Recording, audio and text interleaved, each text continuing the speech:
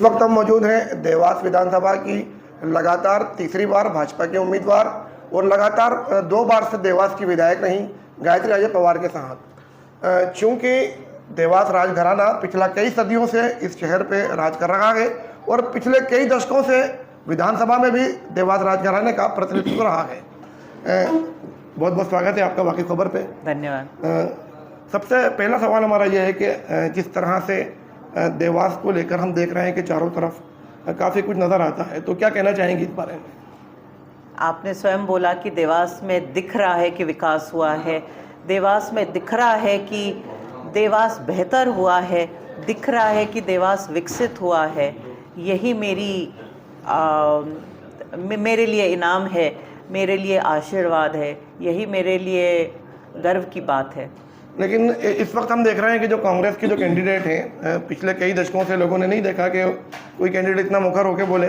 तो आखिरकार ये जो आरोप प्रत्यारोप के जो दौर चल रहा है, इसको किस तरह से देखती हैं आप? उनके पास बोलने के लिए और कुछ नहीं है, ना तो विकास की बात है, न वादे हैं, तो आरोपों पे ही जाएंगे। तो मुझे तो कभी कभी उन पे भी दया आती है। जैसे आपने बताया कि पानी की समस्या देवास में किसी ज़माने में थी और वो दूर की गई, तो इसको लेके आगे और क्या विज़न आपके पास में है? देवास में बहुत ही बड़ी समस्या थी, यहाँ तक थी कि देवास से लोग पलायन कर रहे थे, सब जानते हैं। और कांग्रेस की सरकार 50 साल तक थी, उन्होंने कभी उंगली नहीं उठाई कि इसका निदान किया जाए या कोई आशा नहीं दी। हमारे एक विधायक थे तेज सिंह सेंधव जी, उन्होंने विधानसभा में खड़े होके कांग्रेस कार्यकाल में ये प्रस्ताव रखा था कि नदी से नदी जोड़ो कर सकते हैं ताकि पानी देवास में आ जाए। तो उस समय के मुख्यमंत्री जी ने बोला था ये असंभव है। उस असंभव चीज़ को संभव किया तो भारतीय जनता पार्टी ने, स्वर्गीय महाराज साहब ने, और देवास में मां नर्मदा का पानी शिप्रा में डालकर डैम बनाकर पाइपलाइन के माध्यम से घरों तक पहुंचाने का काम अगर किसी ने किया है तो भारतीय जनता पार्टी की सरकार ने किया है। अब जैसे आज आप बता रही हैं कि देवास में विकास हुआ है चारों तरफ, लेकिन एक बेरोजगारी की समस्या इस शहर में बढ़ती जा रही है, ये बात किसी से छुपी नहीं है। इस बारे में आप क्या कहना चाहेंगी? देखिए, बेरोजगारी के लिए, रोज़गारों के लिए हम और 2 सेक्टर SME सेक्टर क्लस्टर्स लगा रहे हैं और ऑलमोस्ट सैंक्शन हो गए हैं। आखिरी उसके लिए बचे थे, कैबिनेट में प्रस्ताव रखना था, कैबिनेट मीटिंग नहीं हो पाई, आचार संहिता लग गई, तो वो रह गया है। अगली सरकार बनती है तो वो क्लस्टर्स ज़रूर लगेंगे और उनमें रोज़गार लोकल लोगों के लिए मिले, इसके लिए मैं अड़ी हुई हूँ। इसीलिए जिसका टेंडर हो रहा है वो लोकल लोगों को हो, इसके लिए मैं लड़ रही हूँ।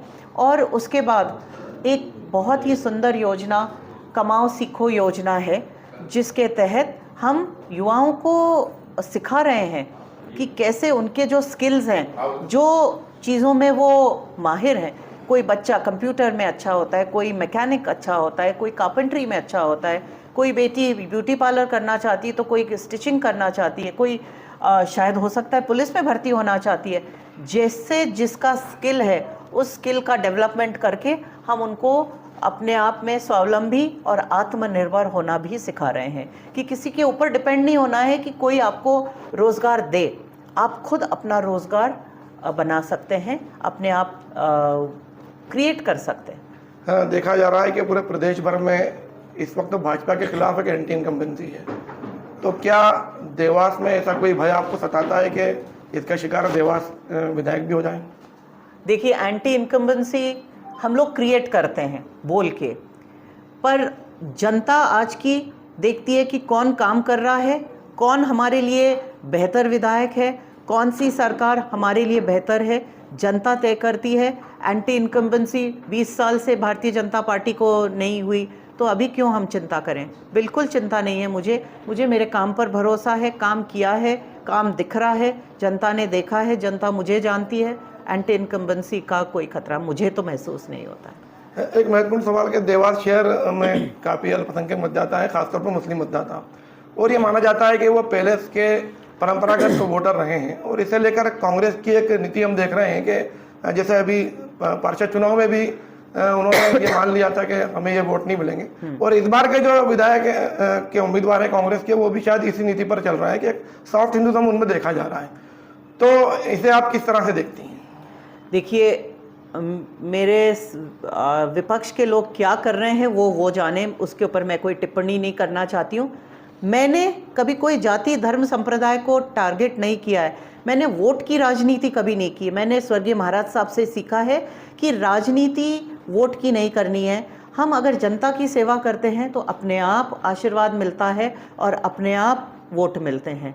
तो ये प्लानिंग, प्लॉटिंग, कैलकुलेशन आते नहीं है मुझे, हमें आते ही नहीं है, हमारे परिवार को नहीं आते हैं और हमने कभी किए नहीं है। ये जीत को लेकर कितनी आश्वस्त हैं और कितने मतों से इस बार हम माने कि अगर जैसा आप मान रही हैं कि मेरी जीत निश्चित है, तो कितने मतों से होगी?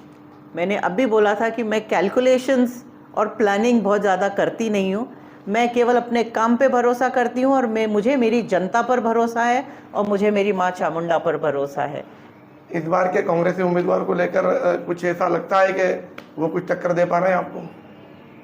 मेरे लिए हमेशा से सामने विपक्ष होता है, विपक्ष से लड़ते हैं। मेरे लिए व्यक्ति विशेष कोई महत्व नहीं रखते। तो ये थी मेरे साथ देवास राजघराने की या देवास शहर की राजमाता, देवास शहर की विधायक नहीं और इस बार भाजपा के विधायक उम्मीदवार गायत्री राजा पवार साहब, जिनके हिसाब से वो इस वक्त जो भी कैंडिडेट देवास शहर में कांग्रेस की तरफ से उतारा गया है, उन्हें वो किसी भी तरह से इस तरह का प्रतिनिधित्व नहीं मान रही है कि जिससे किसी तरह का कोई टेंशन भारतीय जनता पार्टी इस शहर में ले। अब देखना ये है कि भविष्य में क्या देवास के भाग्य में लिखा है। मैं वाकिफ खबर से फरीद कुरैशी, देवास।